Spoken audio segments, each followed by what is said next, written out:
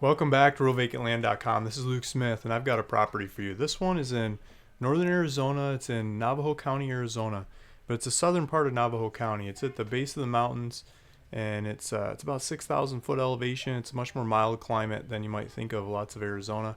And so I want to present this property to you and see what you think. Let's take a look. Let's dive into the website. This one is for sale by Dusty Smith, a friend of mine. He's on the website. He's got his name and phone number on here. Well, it's behind my head, but it's on here. Dusty Smith. No, I'm not related. We got the same last name, but that's a common one, right? Um, we got a map of the properties. We had this drawn up by a chartographer guy, and so this particular one I'm talking about. It's a little over 3 acres, and it's Lot E. And there's an easement. We got an easement drawn in the north 30 foot across this thing, and so there's some little roads in the area, rustic roads, but you can get in there and then you can take the easement to the property. So it's got legal access, 3.37 acres, and it's set up and ready to go. The last little bit, you might have to cut some bushes down to drive in there, but you can get really close and go check out the area without cutting stuff down. He's asking, Dusty Smith is asking $1,995. It's 3.37 acres, and it got a legal description, and it's Navajo County. You got GPS coordinates. Here's the elevation. I wanted to point this out. General elevation. I try to get that in a lot of the listings, most all the listings, best I can. I try to get the elevation in there, and it's almost 6,000 foot. I was thinking 6,000 before I started the video, but I was close. 5,934 feet, and so people that have lived at different elevations can rationalize that a lot better than people that might not have any clue. So I pulled up some references, and I want to show you some references. But before we dive into that, let's talk about, the taxes are like $16 a year. Water, say in a well or alternative system. This is at the base of the mountains, and I think it's a lot shallower water table here. I've talked to different people in the area, and they quote wells of like 80 foot, 90 foot, 100 foot, 120 foot. Somewhere around that 100-foot kind of column, give or take some, depending on the property, seems to get the neighborhood into well water. It's a lot cheaper than going north and getting into the 300 to 600-foot wells, or going northern Navajo, or going over into Apache County, like Concho area, for example. A lot of the properties I've had over there, I don't think I have any up for sale right now. The ones I've had in the past, you get quotes like 600 foot to drill a well. The bucks pile up on those. It's a lot better to talk to a local water company, get delivery and that kind of thing, than drill one of those wells. But here, I think the wells are a lot shallower, so you could drill. It makes a lot more sense. What else is it saying? Yeah, no closing. It looks like he's paying the closing fees, and no time limits to build. It's just vacant, wide open land. Go do what you want. And I was going to pull up these GPS coordinates, but let's not look at it just yet. I wanted to tell you about the elevation. So I was Googling the elevation of Phoenix, and this came up. Let's see if I can make it bigger. Here we go. So Phoenix, because Phoenix is 2.5, 3, maybe a little over 3 hours drive, depending on what part of Phoenix you're coming from. And a lot more people know Phoenix than this area where the property's at. I thought I'd pull up the elevation of Phoenix. Phoenix is 1,000, maybe 1,100 foot over sea level. It's hot. It gets really hot. In the summer you'll get days in the 120s, maybe even 130s. It's amazingly hot. Like your rearview mirror doesn't stick to the window anymore. It falls off when you're driving around the corner. Like just stuff like that. You got to change out hoses and things in your cars because they melt. You got to change a battery every year because it just doesn't stand up to the heat. It's hot, right? So some people love that, and they go there and they enjoy it, and it feels great. And I totally understand. I'm coming from northern Michigan. I like the hot when I'm thinking comparing it to -20 or whatever, lake effect, wind chill, something crazy below that. That's what I used to play in. So Phoenix is great in that kind of contrasting environment. But in the summer, Phoenix can get hot, and so you can go up elevation to get out of Phoenix. A lot of people think of Flagstaff or Sedona, and this Google came up with Tucson. They're saying Tucson's like 2,300 foot. Tucson doesn't get as hot as Phoenix, in my opinion. Maybe go look at records. I might be wrong, but it's a higher elevation, right? It's 23 or 2,400, where Phoenix is 1,000. Phoenix is like the bottom of the valley. It just, all this stuff just sits in there. Flagstaff, 6,900. Now Flagstaff, my dad always liked to take me to Flagstaff as a kid because of the trees and the mountains and the beauty. And I remember a cable car we used to ride and stuff. I mean, it was, or a gondola, whatever you call it.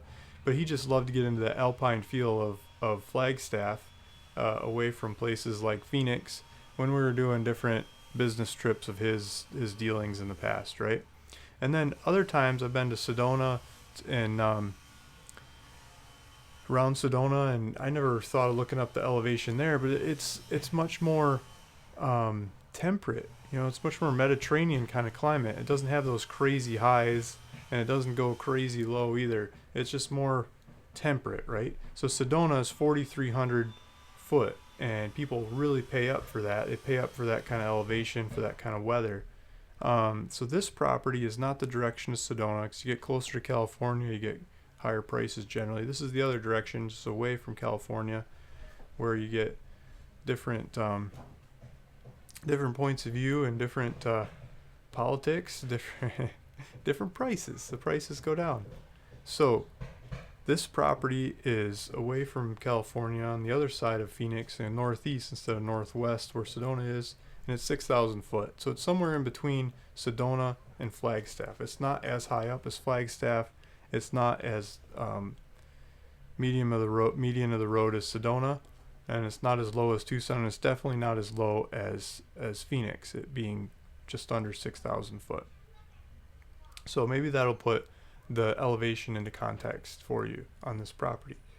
I also pulled up the White Mountains, which are in between Phoenix and this property. What I should have done is drawn a map from the property to Phoenix. Let's look at this map first, and then we'll draw a map from here to Phoenix and show you the routes and why.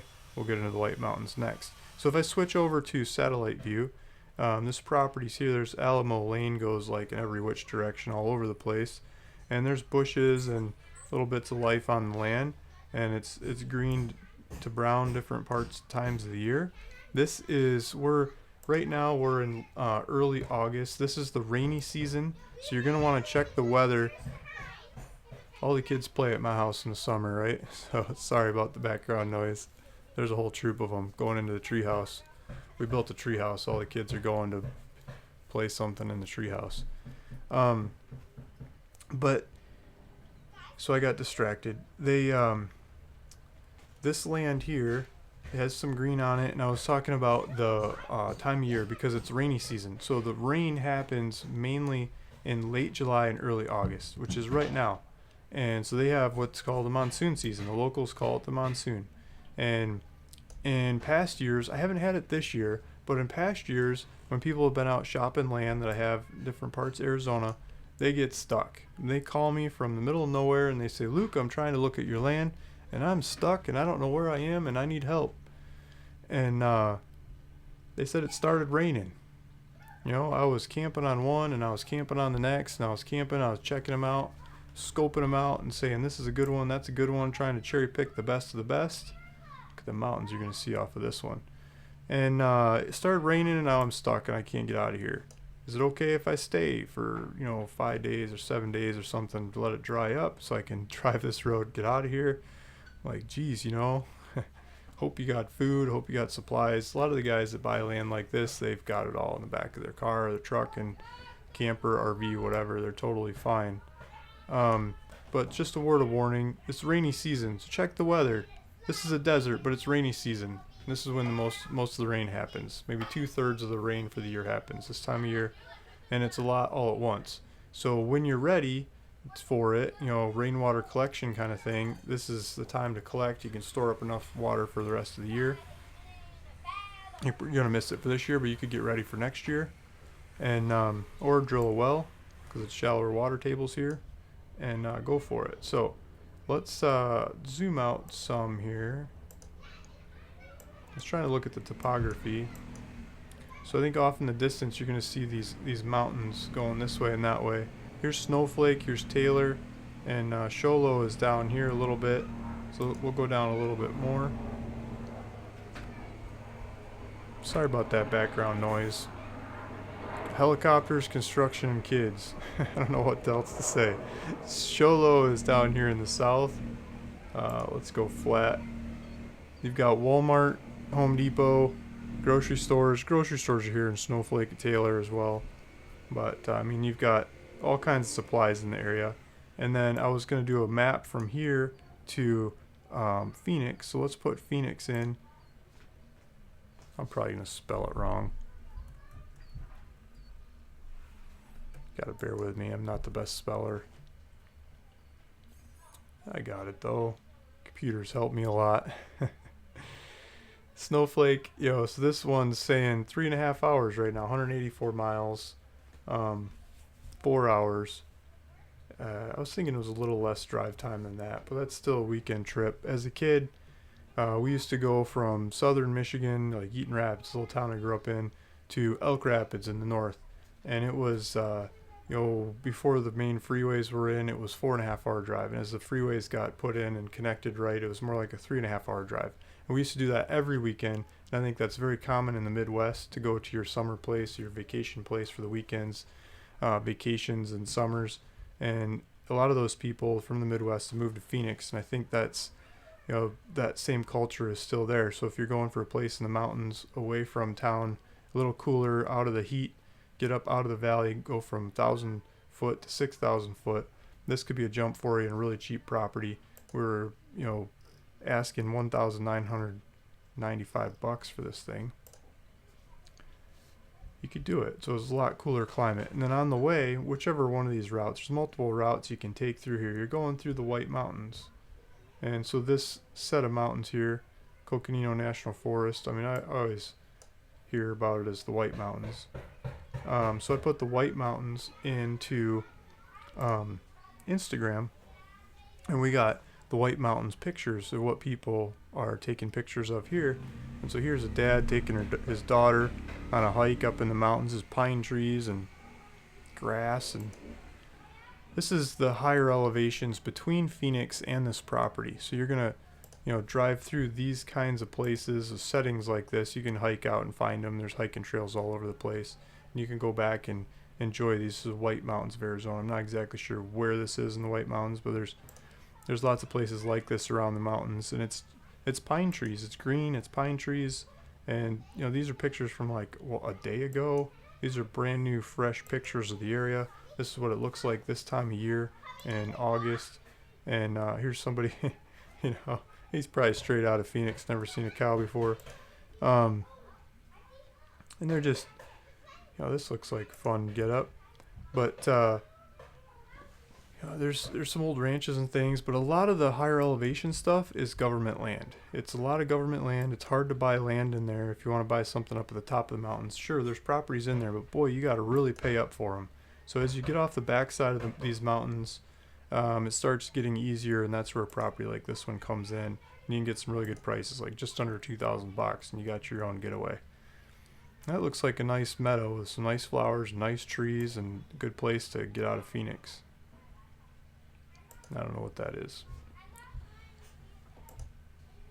So, those are some pictures of the areas between Phoenix and the property, and just people hiking, and there's just a lot of scenery there, a lot of nature. So, I will turn it back to my face and tell you the classic line. There's a link down below in the description to take you back to my website where you can get directions to this property. There's GPS coordinates there. You click on it in your phone, it'll give you driving directions to the property. Click on it in your computer, and you can bring it up in the in a mapping service like Google Maps. It'll bring up Google Maps to be able to look at it, zoom in, zoom around. I don't know what the kids are doing, but buy it. So there's a checkout link there, and click on that and go for it. If you have questions, comments, please feel free to hit the comments down below in this video, and Dusty's name and email are in the ad as well. He owns the property. He's the one selling the property. He can tell you more about it. Feel free to give him a call, email, and let him know. Thank you for listening. Thanks for watching. Luke Smith, RuralVacantLand.com.